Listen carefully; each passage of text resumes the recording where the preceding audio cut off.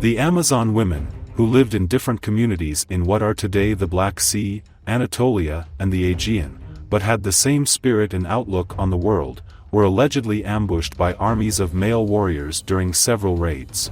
In those ambushes, hundreds of Amazon women were brutally killed by male warriors. After these ambushes, Amazon women lived by the vow of death to men. According to the second claim, the men enslaved by the Amazons heard that a male god named Zeus had appeared in Anatolia and started to boast about it. "How could our slaves worship a male god named Zeus," they said, and killed thousands of men and maimed children in one night. According to some written sources, Amazon women offered the genitals of the men they killed in those mass killings to the mother goddess. After the deaths of thousands of men, the Amazons banned men from entering their country. This could change if a man served them. Amazon women would have men from outside the tribe to continue their lineage. The reason for being with these men was that they did not need a biological father. This is an indication that there was no concept of fatherhood in the Amazons. The Amazons, of course, do not keep their descendants in the tribes because they use men as slaves, but they move away from the tribe for periods of 2 months and 3 months and reproduce their descendants through reproduction.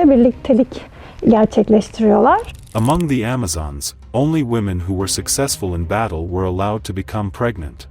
The woman who would become pregnant would go away from the tribe for 2 months and come back after she became pregnant.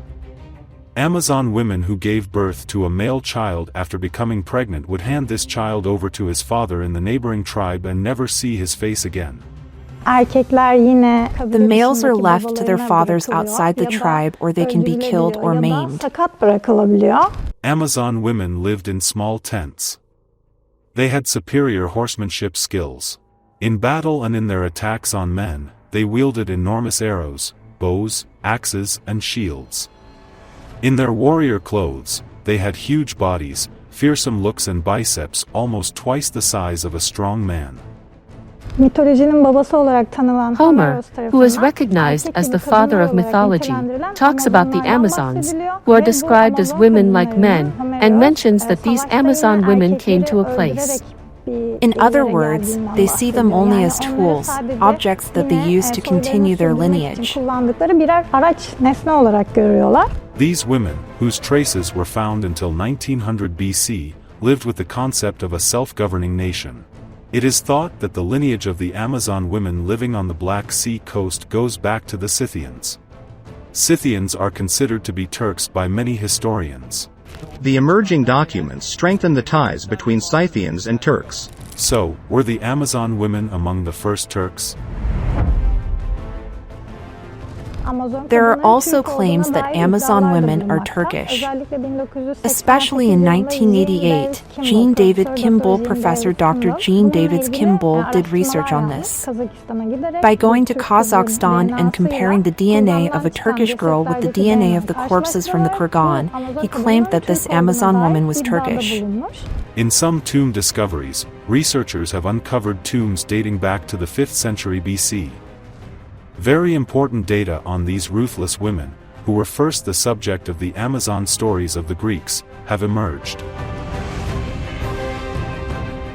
It has been reported that Amazon women were strong, sexually liberated and hunted women who were trained from childhood to fight in a region stretching from the eastern Black Sea to Mongolia and called Scythia in ancient Greek. Early excavations of Scythian burial mounds revealed skeletons buried with spears, axes, arrows and horses. Explorers and archaeologists realized they had made a mistake in their careful examination of the graves. They started by examining the bodies of warriors found in the kurgans, even assuming that they were men. But when they found out that they were women, are these Amazon women or? The grave markers were first thought to belong to men, because the idea of female warriors from that period was inconceivable.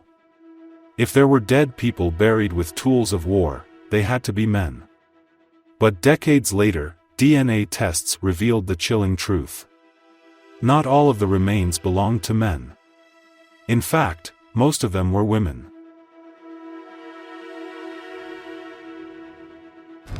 Almost all of these women bore the scars of war. Severed ribs, broken skulls, broken arms, arrowhead marks embedded in bones.